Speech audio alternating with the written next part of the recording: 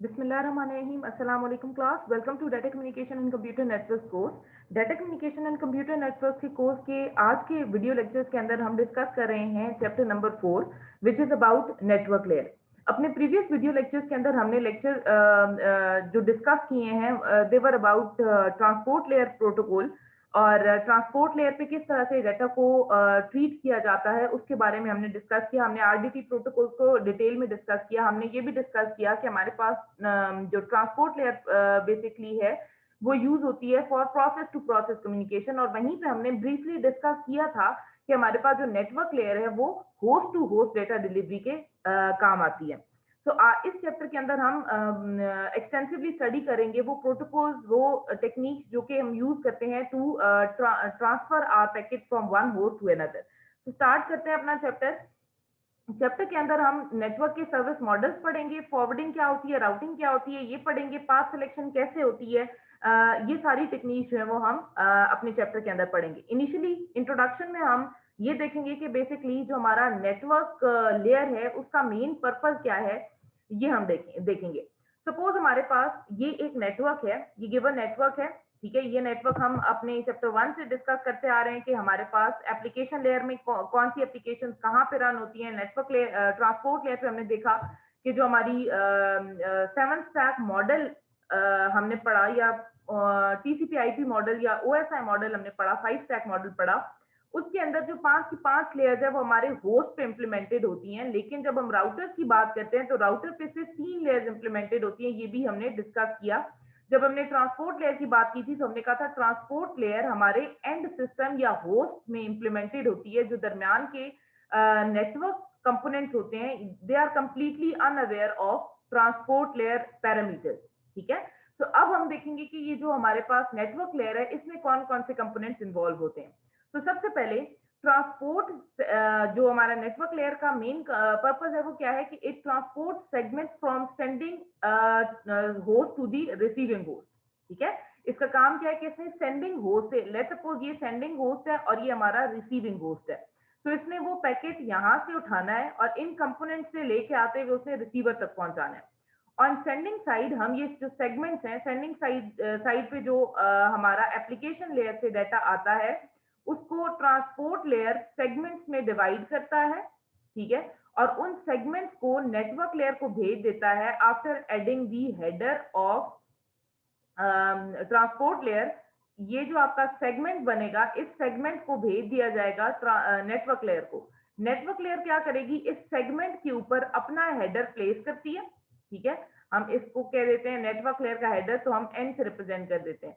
Network layer अपना header attach करती है और उसको फिजिकल लेयर पे भेज देती है। अब फिजिकल लेयर से वो होता हुआ इन राउटर से होता हुआ वो इस राउटर पे आएगा और इस राउटर से इस जो हमारे पास रिसीवर है इसके पास आएगा और फिर यहाँ पे डीकैप्सुलेशन स्टार्ट होगी। इस मेथड को जहाँ पे हेडर ऐड किए जा रहे होते हैं हम इनकैप्सुलेशन कहते हैं, और यहाँ पे डीकैप्सुलेट होंगे, मतलब हेडर्स को रिमूव किया जाएगा और एप्लीकेशन लेयर को डाटा पहुंचाया जाएगा। On sending side encapsulation segment into the datagram, हम डाटाग्राम कहें या हम पैकेट कहें एक ही बात है। रिसीविंग साइड पे जो हमारा पैकेट है वो डिलीवर किया जाता है ट्रांसपोर्ट लेयर को, which eventually delivers it to the application layer. Network layer जो प्रोटोकॉल्स हैं वो हर होस्ट या राउटर पे इम्प्लीमेंटेड होते हैं। जब हमने ट्रांसपोर्ट लेयर की बात की थी तो हमने कहा था ट्रांसपोर्ट लेयर सिर्फ होस्ट में इम्प्लीमेंटेड होती है। लेकिन जब हम नेटवर्क लेयर की बात करते हैं तो नेटवर्क लेयर होस्ट में भी इम्प्लीमेंटेड होती है, नेटवर्क लेयर हमारे पास राउटर से भी इम्प्लीमेंटेड होती है। अगर मैं यहाँ पे आईपी स्टैक की बात करूं तो यहाँ पे मेरे पास 5 की 5 लेयर्स इम्प्लीमेंटेड है, तो उन 5 लेयर्स में हमारे पास ट्रांसपोर्ट लेयर भी आती है, ठीक। लेकिन जब मैं राउटर्स की बात करती हूँ तो राउटर्स में हमारे पास फिजिकल लेयर इम्प्लीमेंटेड होती है, डाटा लिंक लेयर इम्प्लीमेंटेड होती है और हमारे पास सिर्फ नेटवर्क लेयर इम्प्लीमेंटेड होती है। यहाँ पे हमारे पास नेटवर्क लेयर इम्प्लीमेंटेड होती है, यहाँ पे हमारे पास जो ट्रांसपोर्ट लेयर है वो इम्प्लीमेंटेड नहीं होती। तो इसीलिए जब ट्रांसपोर्ट लेयर इम्प्लीमेंटेड नहीं होती तो राउटर जो अपने डेटाग्राम्स हैं या जितने भी पैकेट्स हैं उनको आईपी की बेस पे फॉरवर्ड करता है। वो पोर्ट नंबर्स को नहीं देखता या वो बाकी इंफॉर्मेशन को नहीं देखता, वो अपने हेडर के अंदर देखता है कि किस डेस्टिनेशन आईपी के लिए आपका पैकेट जो है वो भेजा जा रहा है, ठीक है। तो एक दफा हम इस सिमुलेशन को रन करके देख लेते हैं कि हमारे पास किस तरह से जो नेटवर्क लेयर पे कंपोनेंट डेटा है वो कैसे ट्रेवल करता है। लेट्स सपोज हम कहते हैं हमारे पास जो होस्ट है उसके ऊपर ये 5 से 5 लेयर्स इंप्लीमेंटेड है, और जो हमारे राउटर्स हैं इन पे सिर्फ ये 3 लेयर्स इंप्लीमेंटेड है। ठीक है, इसी तरह से ये जो हमारा डेस्टिनेशन होस्ट था उसके ऊपर भी 5 से 5 लेयर्स इंप्लीमेंटेड है।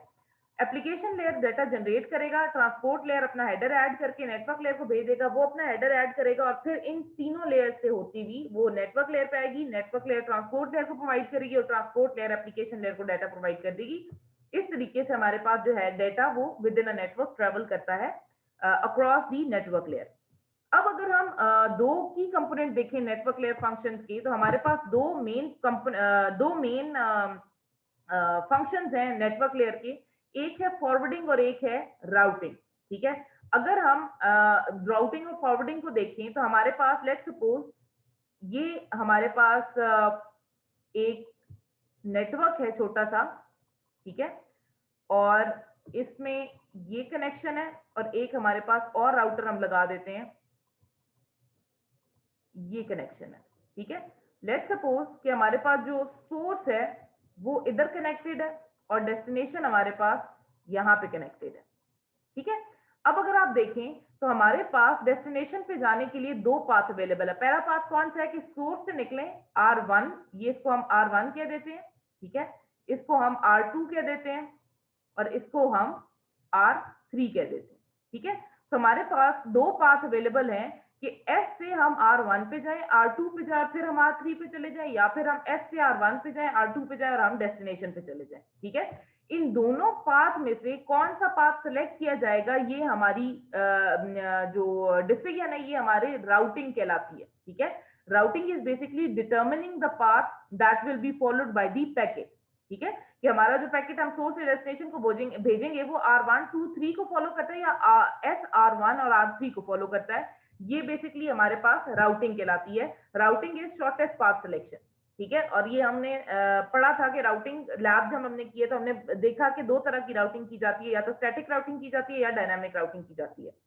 फॉरवर्डिंग बेसिकली हमारे पास क्या है कि जब आपका पैकेट सोर्स से राउटर के पास आया तो राउटर ने इनकमिंग पोर्ट से पैकेट को उठा के आउटगोइंग पोर्ट पे डालना है, इस काम को हम कहते हैं फॉरवर्डिंग। ठीक है, so moving packet from the router's input to the router's appropriate output interface is known as forwarding, and determining the route taken by the packet from the source to destination is known as routing.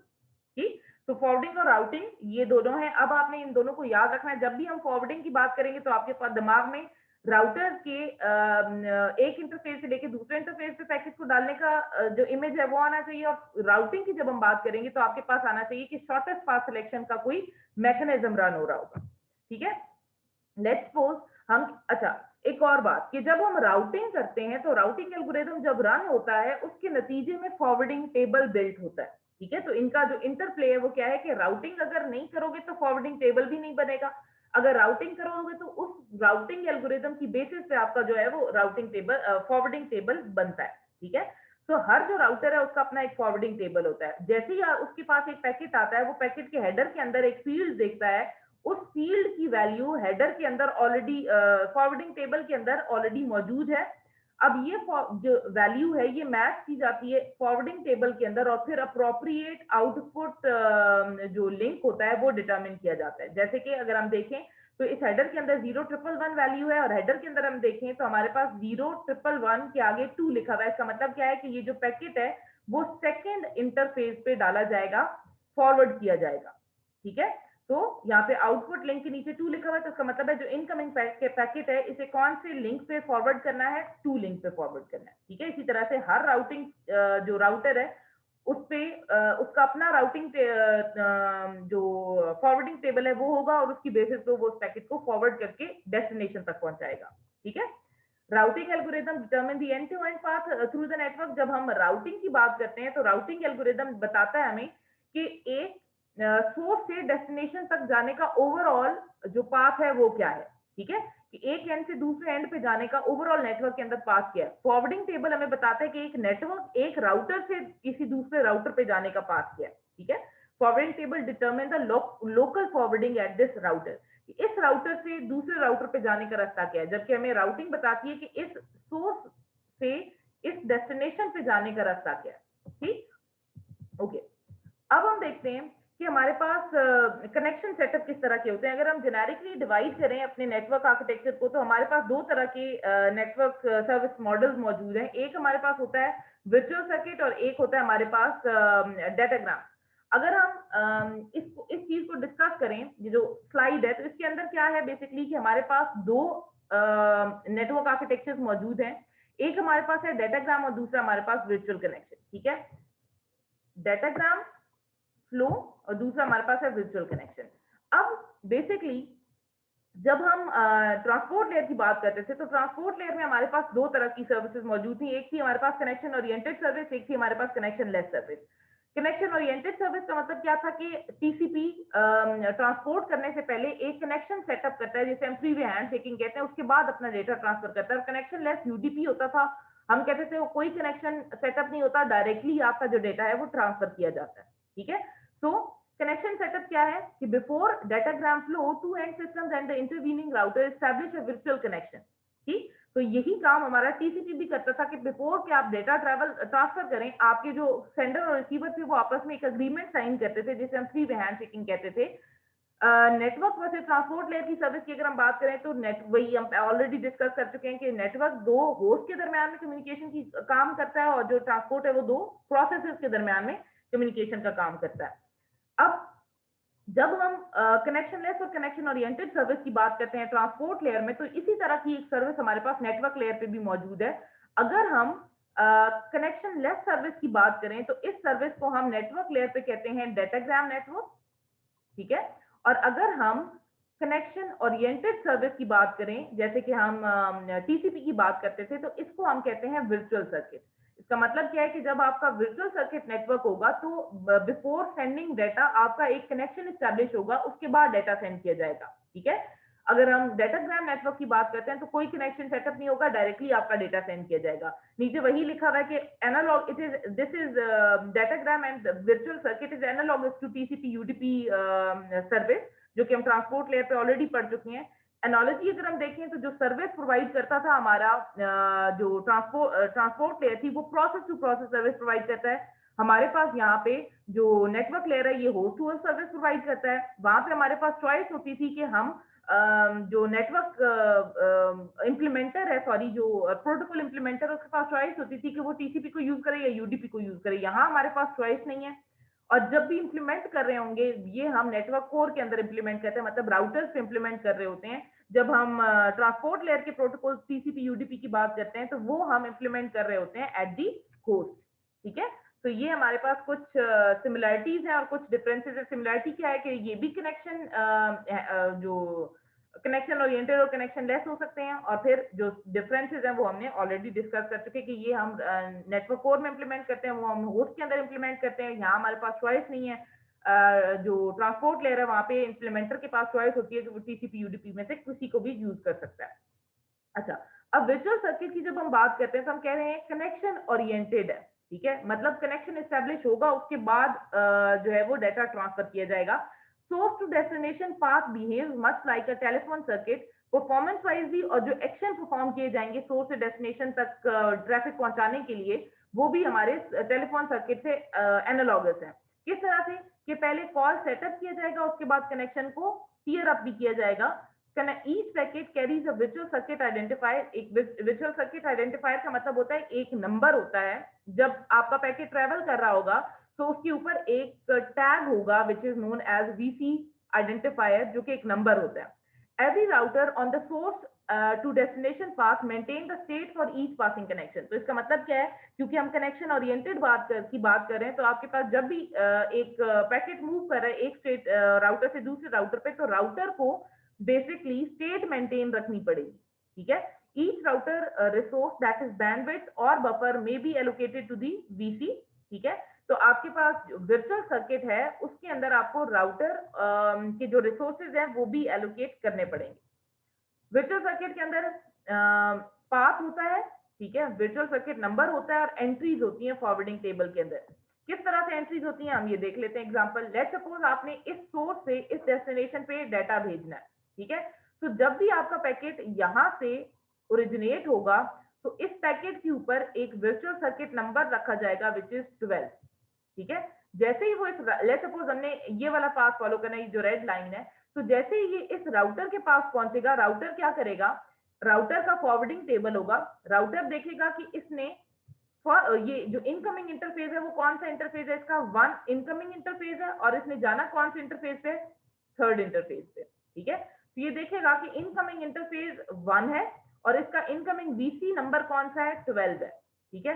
तो outgoing, जाहिर सी बात है packet के अंदर information होगी किसी कौन से फॉरवर्ड करना है, तो ये देखेगा कि इसे थर्ड पे फॉरवर्ड करना है, ठीक है, थर्ड इंटरफेस पे फॉरवर्ड करना है। तो ये क्या करेगा कि इस जो पैकेट है इसके ऊपर 12 के जो वीसी नंबर है वो 12 काट के इसकी जगह वो वीसी नंबर इसका क्या सेट कर देगा, 22, ठीक है। तो अब जब इस लिंक पे आपका डेटा ट्रेवल कर रहा है तो उसके ऊपर विजुअल सर्किट नंबर क्या होगा, 22, ठीक। फिर जब इस राउटर पे पहुंचेगा तो राउटर देखेगा कि इसका इनकमिंग जो पोर्ट है, लेट्स सपोज हम कहते हैं इनकमिंग पोर्ट 1 है और आउटगोइंग पोर्ट 2 है, ठीक। तो इसी तरह का इस राउटर का भी, R2 का भी इसी तरह का वर्चुअल सर्किट फॉरवर्डिंग टेबल होगा, ठीक है।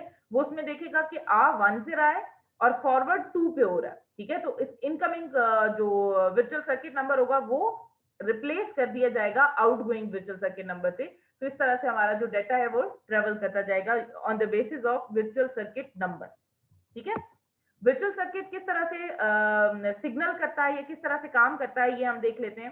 It is use to set up, maintain and tear down virtual circuit number, ठीक है। और जो सिग्नलिंग प्रोटोकॉल्स हैं वो सेटअप के लिए यूज होते हैं और टीयर डाउन करने के लिए यूज होते हैं। Use in asynchronous transfer mode, जो नेटवर्क आर्किटेक्चर है उसके अंदर फ्रेम रिले और X.25 ये हमारे पास सर्विस मॉडल्स हैं, ठीक है, इंटरनेट सर्विस मॉडल्स। एक हमारे पास जो हमारे पास इंटरनेट का सर्विस मॉडल है वो दो तरह के, एक हमारे पास एटीएम फ्रेम रिले X.2 है और दूसरा हमारे पास जो डाटाग्राम मॉडल है वो है, या बेस्ट एफर्ट मॉडल आप उसे कह सकते हैं। Not use in today's internet. आजकल का जो इंटरनेट है वो वर्चुअल सर्किट की बेसिस पे नहीं काम करता बल्कि वो डाटाग्राम या internet best effort service model की बेस पे काम करता है। सबसे पहले जो हमारा पैकेट है इनिशियली कॉल सेटअप की जाती है, ठीक है, इनकमिंग कॉल आती है उसको एक्सेप्ट किया जाता है, अब ये हमारा कनेक्शन एस्टेब्लिश हो गया, ठीक है। अब इसके बाद हम डाटा का फ्लो बिगिन करते हैं, ठीक है। जबकि डाटाग्राम नेटवर्क के अंदर कोई इनिशियल कॉल सेटअप नहीं होता, ठीक है। आपका जैसे ही एक पैकेट नेटवर्क लेयर से आता है, नेटवर्क लेयर पे देखा जाता है कि डेस्टिनेशन जो आईपी है वो कौन सा है। डेस्टिनेशन आईपी की बेस पे आपके डाटा को फॉरवर्ड कर दिया जाता है और दरमियान में जो राउटर है वो फॉरवर्डिंग टेबल की बेस पे इसको फॉरवर्ड करते जाते हैं। No call setup at the network layer, routers no maintain no state of end to end connection, then packet forwarded using the destination host address, ठीक है, सिंपल है।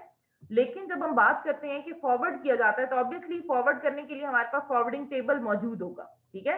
अब हमारे पास जो एक आईपी एड्रेस है वो मौजूद, वो हमारा IPv4 का एड्रेस 32 बिट आईपी एड्रेस है, ठीक है। तो अगर एक हमारे पास आईपी आता है जिसे हम कहते हैं डेस्टिनेशन आईपी है, तो फॉरवर्डिंग टेबल में उसको मैच किया जाएगा कि इसे कौन से इंटरफेस पे फॉरवर्ड किया जाएगा, ठीक। अब हमारे पास 32 बिट आईपी है और हर बिट को अगर हम मैच करना स्टार्ट करें तो हमारे पास तकरीबन 4 बिलियन मैसेज आ जाते हैं, which is a huge number, और ये एक बहुत लंबा प्रोसेस हो जाएगा जिसको मैच किया जाएगा, ठीक है। लेट्स सपोज हम कहते हैं कि हमने ये लिखा, ठीक है, कि हमारे पास ये रेंज है आईपी एड्रेसेस की, अगर इस रेंज से इस रेंज तक हमारे पास आईपी एड्रेसेस आए तो उन्हें हमने फॉरवर्ड करना है लिंक इंटरफेस 0 पे। अगर ये यहाँ से ये रेंज और ये रेंज आई तो इसे हमने फॉरवर्ड करना है इंटरफेस 1 पे। अगर हमारे पास ये रेंज आई तो हमने इसे फॉरवर्ड करना है इंटरफेस 2 पे, और अगर हमारे पास इसके अलावा कोई आई तो हमने इंटरफेस 3 पे फॉरवर्ड कर देना है। अब अगर आप देखें तो बिट बाय बिट मैचिंग अगर की जाए तो हमारे पास ये बहुत एक्सटेंसिव वर्क हो जाएगा, एक ब्रूट फोर्स टाइप की मैचिंग हो जाएगी जिसके अंदर हर बिट को मैच किया जाएगा। तो हमारे पास बहुत ज्यादा मैचेस की जरूरत पड़ेगी। तो इसको सॉल्व कैसे किया गया कि जब भी आपके पास एक आईपी डेस्टिनेशन एड्रेस आता है तो आप लॉन्गेस्ट प्रीफिक्स मैच करते हैं, ठीक है। जैसे हम ये आईपी एड्रेस है तो हम इस आईपी एड्रेस को देखेंगे कि ये कौन से, यहाँ पे अगर हम देखें तो इस टेबल से, ये जो हमारे पास गिवन टेबल है इससे ये टेबल कैसे बना, पहले तो ये बड़ी बात है, ठीक है, ये बात समझने वाली है। हम देखते हैं कि इन सारे जो हमारे पास एड्रेसेस हैं इनमें से लॉन्गेस्ट मैच कौन सा बनता है, ठीक है। जैसे कि अगर मैं देखूं तो ये बिट्स मैच करती हैं ये यहां तक, और ये वाली बिट्स यहां तक एग्जैक्टली मैच करती हैं। ठीक है, तो मैंने प्रीफिक्स जब मैच किया तो यहां तक ये बिट्स मैच करती हैं, इसके बाद वाली बिट्स जो है वो चेंज हो जाती हैं। तो मैंने यहाँ पे इस वाले इंटरफेस 0 के लिए मैंने कौन सा लॉन्गेस्ट प्रीफिक्स जो था वो मैंने यहाँ पे लिख लिया, ये इस जगह पे। ठीक है, इसी तरह से अगला जो इंटरफेस था मेरा, अगला इंटरफेस में जो लॉन्गेस्ट प्रीफिक्स मैच है अगर मैं देखूं तो ये मेरे पास बनता है 1 1 तक। ठीक है, यहां तक, बल्कि नहीं, यहां तक नहीं बनेगा, बल्कि ये 4 नंबर बनेंगे। ठीक है, यहां तक मेरा लॉन्गेस्ट मैच बनता है। ठीक, तो इसको, इसके लिए मैंने जो मैच लिखा है वो ये लिखा है। ठीक है, इसके बाद जो थर्ड इंटरफेस है उसको अगर हम देखें तो इसका मैच बनता है हमारे पास यहां तक। ठीक, तो इसके लिए हमने यहाँ पे थर्ड पे एंट्री कर दी एंड अदरवाइज थर्ड पे फॉरवर्ड कर दिया जाएगा। अब एग्जांपल देखते हैं कि हमारे पास एक डेस्टिनेशन एड्रेस हमने चेक किया जिस पे हमने अपने पैकेट को फॉरवर्ड करना है, वो ये एड्रेस है। ठीक, तो अब इसको कौन से इंटरफेस पे फॉरवर्ड किया जाएगा ये हमने डिसीजन करनी है। ठीक, तो अब ये डिसीजन कैसे किया जाएगा कि आपने इस आईपी को मैप करना है कि कहाँ पे ये आईपी मैप होता है। ठीक है, लेट्स सपोज हमने इसको मैप किया 1 1 0 0 1 1 0 0 0 डबल 0 0 0 1 0 1 1, यहां तक तो मैच हो गया। उसके बाद है 0 0 0 1 0, ठीक है, 1 0 यहां तक। ठीक, इसका मतलब है ये वाला, इसके बाद अगर मैं 1 0 के बाद देखूं तो 1 0 के बाद 1 1 कहीं पे भी किसी इंटरफेस पे भी 1 1 नहीं है। ठीक है, इसका मतलब है ये वाली अगर मैं उठाऊं, ये प्रीफिक्स मैच करूं तो ये कौन से इंटरफेस से मैच करता है, ये मेरे पास इस एड्रेस से मैच करता है। तो इस एड्रेस की बेसिस पे मैंने इसे किस इंटरफेस पे फॉरवर्ड करना है, 0 इंटरफेस।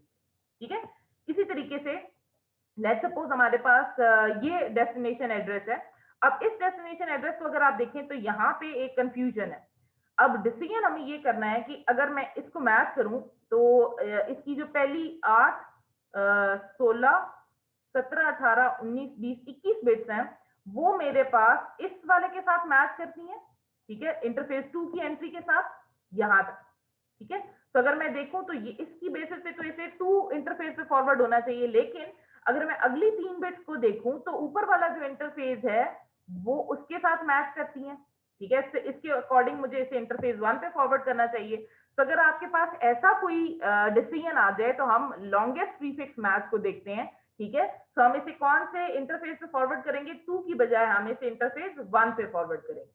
ठीक है, तो इसको हमने 0 इंटरफेस पे फॉरवर्ड किया और इसको हमने 1 इंटरफेस पे फॉरवर्ड किया। तो जब भी आपके पास ऐसी आएगी कि 2 इंटरफेसेस आ जाए तो आपने देखना है कि लॉन्गेस्ट प्रीफिक्स मैच किस एड्रेस के साथ हो रहा है, जिसके साथ लॉन्गेस्ट मैच होगा उससे आप फॉरवर्ड करेंगे। और अगर लेट्स सपोज आप डेस्टिनेशन एड्रेस किसी के साथ मैच ही नहीं करा तो आप उसे अदरवाइज वाली एंट्री के साथ मैप कर देंगे कि अगर डेस्टिनेशन एड्रेस इन तीनों में से किसी के साथ नहीं मैच हो रहा तो आप थर्ड वाले इंटरफेस पे उसे फॉरवर्ड कर देंगे। ठीक है, अगर हम डाटाग्राम और विजुअल सर्किट को कंपेयर करें कि कौन सा यूज करना चाहिए, क्यों करना चाहिए, तो हमारे पास जो इंटरनेट है वो डाटाग्राम जो नेटवर्क सर्विस मॉडल है उसे फॉलो करता है, और जो हमारे पास एटीएम है, एसिंक्रोनस ट्रांसफर मोड, वो जो सर्विस मॉडल है वो विजुअल सर्किट को फॉलो करता है। ठीक है, datagram exchange among the computers. ठीक, कोई टाइमिंग रिस्ट्रिक्शन नहीं है, इलास्टिक होती है service, many link types available, तो डिफरेंट कैरेक्टरिस्टिक्स हमारे पास इनकॉर्पोरेट हो सकती हैं। यूनिफॉर्म सर्विस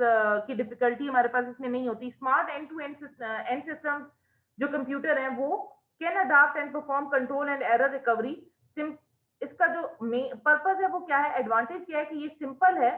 ठीक है, simple inside network and complexity is at the edge of the network. आपके जो नेटवर्क कोर है उस पर आपकी कम्प्लेक्सिटी नहीं है, एंड सिस्टम की कम्प्लेक्सिटी है, जो नेटवर्क आर्किटेक्चर है वो सिंपल हो जाएगा। एटीएम इसके लिहाज से अगर हम देखें तो हमारे पास चूंकि कनेक्शन स्टेट को मेंटेन रखना होगा तो इसकी कम्प्लेक्सिटी नेटवर्क के अंदर ज्यादा है। ठीक, evolved from the telephony and human conversation से, and it is it consider end system as dumb system। सारी की सारी कम्प्लेक्सिटी हमारी जो है वो इनसाइड दी नेटवर्क है, तो जो एंड सिस्टम्स है उनका कोई काम नहीं है। ठीक, तो ये हमारे पास आज की जो हमारा इनिशियल इंट्रोडक्शन था नेटवर्क लेयर का वो यही था। आई होप आपको समझ आ गया होगा। अपने नेक्स्ट वीडियो लेक्चर के अंदर हम डिस्कस करेंगे कि किस तरह से हमारे पास फॉरवर्डिंग होती है और किस तरह से हमारे पास जो आईपी एड्रेसिंग है वो काम करती है। इसके अलावा भी जो कॉन्सेप्ट हैं नेटवर्क लेयर के वो हम अपने नेक्स्ट चैप्टर में देखेंगे। So that's all for today's lecture.